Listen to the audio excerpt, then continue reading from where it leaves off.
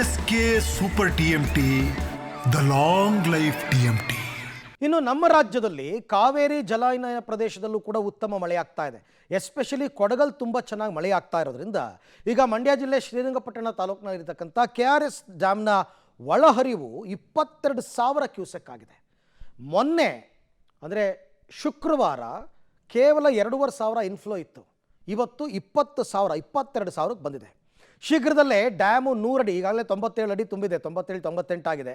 ಶೀಘ್ರದಲ್ಲೇ 100 ಅಡಿ ತುಂಬುವಂತಹ ಸಾಧ್ಯತೆ ಇದೆ. ಸೊ ಕೊಡಗು ಜಿಲ್ಲೆಯಾದ್ಯಂತ ಕಳೆದ ಒಂದು ವಾರದಿಂದ ವರುಣನ ಆರ್ಭಟ ಜೋರಾಗೇ ಇದೆ. ಇನ್ನು ಹಾರಂಗಿ ಜಲಾಶಯ ಕೂಡ ಹೆಚ್ಚು ಕಡಿಮೆ ಸಂಪೂರ್ಣ ಭರ್ತಿಯ ಹಂತಕ್ಕೆ ಬಂದಿದೆ. ಕಾವೇರಿ ನದಿಗೆ ನೀರು ಹರಿಸ್ತಾ ಇದ್ದಾರೆ.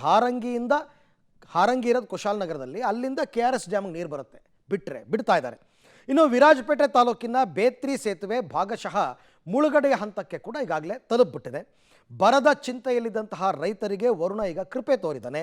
ಹಾಗಾದರೆ ಕಾವೇರಿ ಜಲಾನಯನ ಪ್ರದೇಶದಲ್ಲಿ ಮಳೆಯ ಆರ್ಭಟ ಹೇಗಿದೆ, ಜಲಾಶಯಗಳ ವಸ್ತುಸ್ಥಿತಿ ಏನು, ಬನ್ನಿ ನೋಡೋಣ. ಕಾವೇರಿ ಜಲಾನಯನ ಪ್ರದೇಶದಲ್ಲಿ ಭಾರೀ ಮಳೆ. KRS ನೀರಿನ ಮಟ್ಟ 100 ಅಡಿಯತ್ತ 2 ದಿನದ ಅಂತರದಲ್ಲಿ 5 ಅಡಿ ಏರಿಕೆ. ಕಾವೇರಿ ಜಲಾನಯನ ಪ್ರದೇಶದಲ್ಲಿ ಮಳೆ ಚುರುಕುಗೊಂಡಿದ್ದು, ಇದರಿಂದ ಮಂಡ್ಯ ಜಿಲ್ಲೆಯ ಶ್ರೀರಂಗಪಟ್ಟಣ ತಾಲೂಕಿನ KRS ಡ್ಯಾಂನ ಒಳಹರಿವು 22,000 ಕ್ಯೂಸೆಕ್ಗೆ ಏರಿಕೆಯಾಗಿದೆ.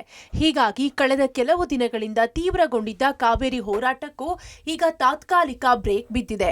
ಕೇವಲ 2 ದಿನದ ಅಂತರದಲ್ಲಿ KRS ನೀರಿನ ಮಟ್ಟ ಬರೋಬ್ಬರಿ 5 ಅಡಿ ಏರಿಕೆ ಕಂಡಿದೆ. 2 ದಿನದ ಹಿಂದೆ 92 ಅಡಿ ಇದ್ದ ನೀರಿನ ಮಟ್ಟ 97 ಅಡಿಗೆ ತಲುಪಿದ್ದು, ಶೀಘ್ರದಲ್ಲೇ 100 ಅಡಿಯ ಗಡಿ ದಾಟುವ ಸುಳಿವು ನೀಡಿದೆ. ನೀರಿನ ಸಂಗ್ರಹದ ವಿಷಯಕ್ಕೆ ಬಂದ್ರೆ, ಮೊನ್ನೆ ಅಷ್ಟೇ 17 TMC ಇದ್ದ ನೀರು ಈಗ 20.47 TMCಗೆ ಜಿಗಿದಿದೆ. ಮಳೆ ಇದೇ ರೀತಿ ಮುಂದುವರಿದ್ರೆ ಕೆಲವೇ ದಿನಗಳಲ್ಲಿ KRS ಪೂರ್ಣ ಮಟ್ಟ ತಲುಪುವುದರಲ್ಲಿ ಯಾವುದೇ ಅನುಮಾನವಿಲ್ಲ. ನಾನಿದೀಗ ಮಂಡ್ಯ ಜಿಲ್ಲೆಯ ಶ್ರೀರಂಗಪಟ್ಟಣ ತಾಲೂಕಿನಲ್ಲಿರುವಂತಹ KRS ಡ್ಯಾಮ್ ದೃಶ್ಯದಲ್ಲಿ ಗಮನಿಸ್ತಾ ಇದ್ದೀವಿ. ಕಳೆದ 2 ದಿನಗಳ ಹಿಂದೆ KRS ಡ್ಯಾಮ್ನಲ್ಲಿ ನೀರಿನ ಪ್ರಮಾಣ ಸಾಕಷ್ಟು ಕುಸಿತ ಕಂಡಿತ್ತು. ಆದರೆ ಇದೀಗ KRS ಅಣೆಕಟ್ಟೆ 97 ಅಡಿಗೆ ತುಂಬಿದೆ. ಅಲ್ಲಿಗೆ 100 ಅಡಿಗೆ ಇದು ದಾಪುಗಾಲಾಗ್ತಿರೋದನ್ನ ದೃಶ್ಯದಲ್ಲಿ ಗಮನಿಸ್ತಾ ಇದ್ದೀವಿ.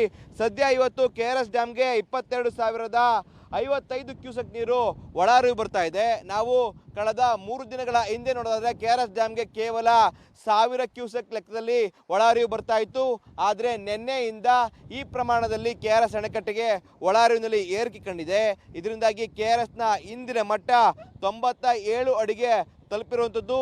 ಇನ್ನು ನಾವು TMC ಲೆಕ್ಕಾಚಾರದಲ್ಲಿ ನೋಡೋದಾದ್ರೆ 20.477 TMC ಇದೀಗ ಸದ್ಯ KRS ಡ್ಯಾಮ್ನಲ್ಲಿ ನೀರಿದೆ. ದೃಶ್ಯದಲ್ಲಿ ಗಮನಿಸ್ತಾ ಇರುವಂಥದ್ದು, ಕಳೆದ 3 ದಿನಗಳ ಹಿಂದೆ ನೋಡೋದಾದ್ರೆ KRS ಡ್ಯಾಮ್ ಬಿಕೋ ಎನ್ನುವಂಥ ಪರಿಸ್ಥಿತಿ ನಿರ್ಮಾಣ ಆಗಿತ್ತು.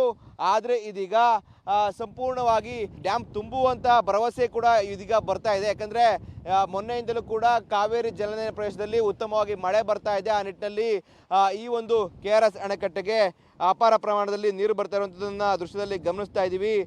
ಇದೇ ರೀತಿಯಾಗಿ ಮುಂದುವರೆದ್ರೆ ಆದಷ್ಟು ಬೇಗ KRS ಡ್ಯಾಮ್ ಈ ಬಾರಿ ಭರ್ತಿ ಆಗುವಂಥ ಸಾಧ್ಯತೆ ಇದೆ. ಇಷ್ಟೊತ್ತಿಗಾಗಲೇ ಉತ್ತಮವಾಗಿ ಮುಂಗಾರು ಮಳೆ ಬಿದ್ದು KRS ಡ್ಯಾಮ್ ಭರ್ತಿ ಆಗಬೇಕಾಗಿತ್ತು. ಆದರೆ ಏನು ವರುಣನ ಅವಕೃಪೆಯಿಂದಾಗಿ KRS ಡ್ಯಾಮ್ನ ಒಂದು ಚಿತ್ರಣವೇ ಬದಲಾಗಿತ್ತು. ಜೊತೆಗೆ ತಮಿಳುನಾಡಿನ ವಿವಾದವೂ ಕೂಡ ತಲೆದೂರಿತ್ತು. ಇದರಿಂದಾಗಿ ಕಾವೇರಿ ಕೊಳ್ಳದ ಜನರಲ್ಲಿ ಕೂಡ ಏನು ಪ್ರತಿಭಟನೆಯ ಕಾವು ಕೂಡ ಹೆಚ್ಚಾಗಿತ್ತು. ಆದರೆ ಇದೀಗ ಉತ್ತಮವಾಗಿ ಮಳೆ ಬರ್ತಾ ಇದೆ. ಆ ನಿಟ್ಟಿನಲ್ಲಿ KRS ಜಲಾಶಯಕ್ಕೆ 22,055 ಕ್ಯೂಸೆಕ್ ನೀರು ಇದೀಗ ಏನು KRS ಅಣೆಕಟ್ಟೆಗೆ ಬರ್ತಾ ಇರುವಂಥದ್ದು.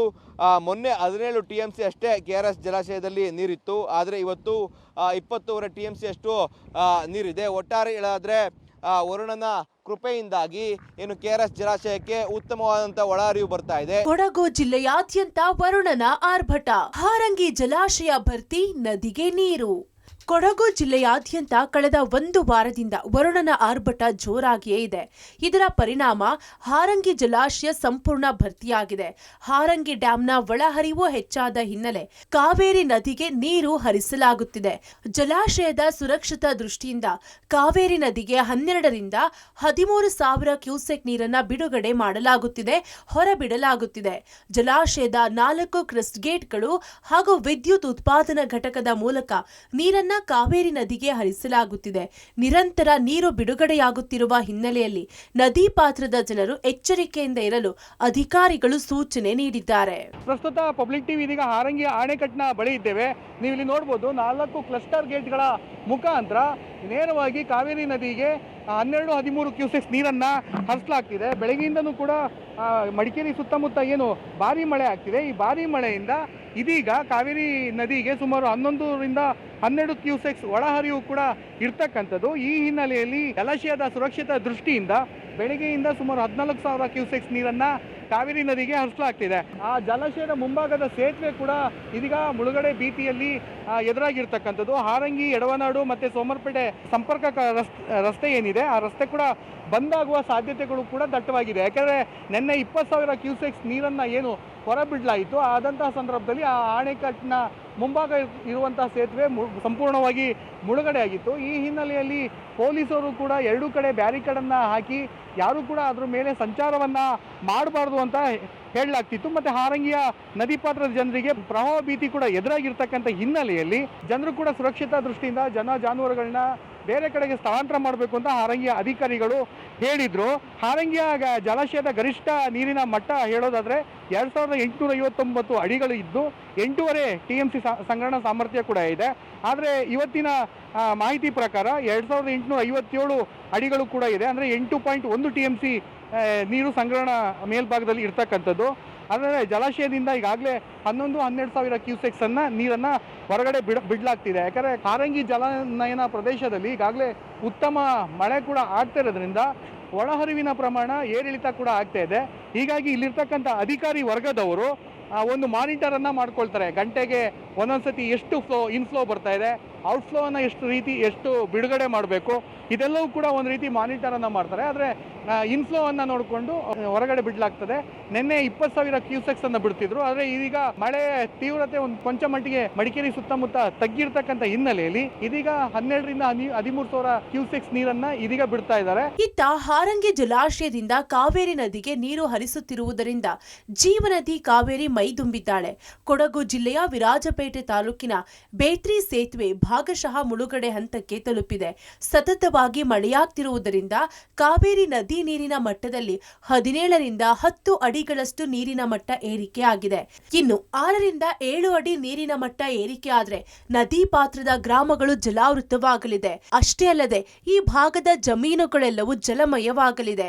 ಕಾವೇರಿ ನದಿ ನೀರಿನ ಮಟ್ಟ ಏರಿಕೆ ಆಗ್ತಿರೋದ್ರಿಂದ ಈ ಭಾಗದ ಜನರಲ್ಲಿ ಪ್ರವಾಹದ ಭೀತಿ ಎದುರಾಗಿದೆ. ಇನ್ನು ಜೂನ್-ಜುಲೈನಲ್ಲಿ ಮಳೆ ಕಾಣದೆ ಕಂಗಾಲಾಗಿದ್ದ ರೈತರಿಗೆ ಹಾರಂಗಿ ಜಲಾಶಯ ಭರ್ತಿ ಸಂತಸ ತಂದಿದೆ. ಕೃಷಿ ಚಟುವಟಿಕೆಯಲ್ಲಿ ಭಾಗಿಯಾಗಲು ಸನ್ನದ್ಧರಾಗಿದ್ದಾರೆ. ಜೀವನದಿ ಕಾವೇರಿಗೆ ಮತ್ತಷ್ಟು ಜೀವ ಬಂದಿರತಕ್ಕಂಥದ್ದು ನೀವು ಇಲ್ಲಿ ನೋಡ್ಬೋದು. ಕೊಡಗು ಜಿಲ್ಲೆ ವಿರಾಜಪೇಟೆ ತಾಲೂಕಿನ ಬೇತ್ರಿ ಸೇತುವೆ ಬಳಿ ನಾನು ಇದ್ದೀನಿ. ನೀವು ನೋಡ್ಬೋದು ಕಾವೇರಿ ಯಾವ ರೀತಿ ಮೈದುಂಬಿ ಹರಿತಾ ಇದ್ದಾಳೆ ಅಂತ. ಏನು ಕಳೆದ 4-5 ದಿನಗಳಿಂದ ನಿರಂತರವಾದಂತಹ ಮಳೆ ಬಂದಂತಹ ಸಂದರ್ಭದಲ್ಲಿ ಸುಮಾರು 7-10 ಅಡಿಯಷ್ಟು ನೀರಿನ ಮಟ್ಟ ಗಣನೀಯವಾಗಿ ಏರಿಕೆ ಆಗಿದೆ. ಇನ್ನೊಂದು 6-7 ಅಡಿಯಷ್ಟು ಮೇಲ್ಭಾಗ ಬಂದರೆ ಸಂಪೂರ್ಣವಾಗಿ ಸುತ್ತಮುತ್ತ ಇರ್ತಕ್ಕಂಥ ತೋಟ ಮತ್ತು ತಗ್ಗು ಪ್ರದೇಶಗಳಿಗೆ ನೀರು ಹರಿದು ಬಿಡುತ್ತೆ. ಒಂದು ರೀತಿ ಸುತ್ತಮುತ್ತ ಇರ್ತಕ್ಕಂಥ ನಿವಾಸಿಗಳು ಇದೀಗ ಆತಂಕಕ್ಕೆ ಒಳಗಾಗ್ತಾ ಇದ್ದಾರೆ. ಯಾಕಂದರೆ ಜೂನ್ ಮತ್ತು ಜುಲೈ ತಿಂಗಳಲ್ಲಿ ವಾಡಿಕೆಯಷ್ಟು ಮಳೆ ಆಗದೇನೆ ಒಂದು ರೀತಿ ಕೃಷಿ ಚಟುವಟಿಕೆಯನ್ನು ಮಾಡೋಕ್ಕಾಗ್ತಾ ಇಲ್ಲ.